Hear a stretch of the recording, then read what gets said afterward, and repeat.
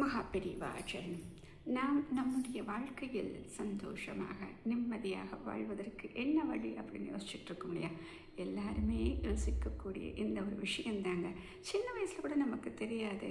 வயது ஏற ஏற முதுமை வர வர நம்முடைய முதுமை காலம் எப்படி இருக்கும், அடுத்ததாக வரக்கூடிய மரணம் எப்படி இருக்கும் அப்படின்னு ஒரு பயம் நமக்கு வந்துடுது.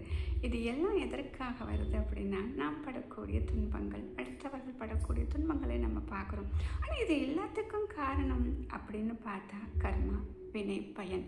என்ன அப்படின்னா, நாம் செய்தது நமக்கு திரும்ப வருகிறது, அவ்வளோதான்.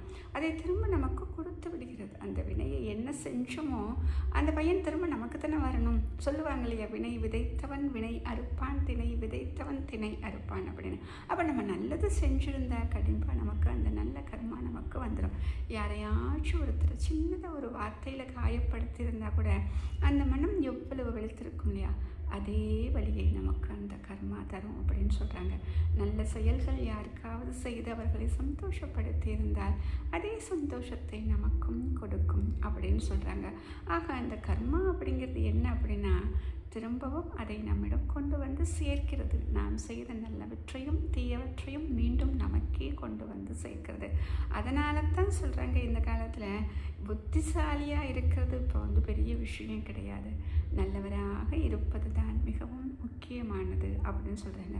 கர்மா மெதுவாக வரும், ஆனால் சரியான சமயத்தில் வரும் அப்படின்னு சொல்கிறாங்க. இது அத்தனையும் தெரிந்த பிறகாவது இனி நாம் என்ன செய்ய வேண்டும் என்றால், இனிமேலாவது நாம் எப்பொழுதும் வார்த்தைகளை கவனமாக உபயோகிக்க வேண்டும். மகாபெரியவா ஜெயம்.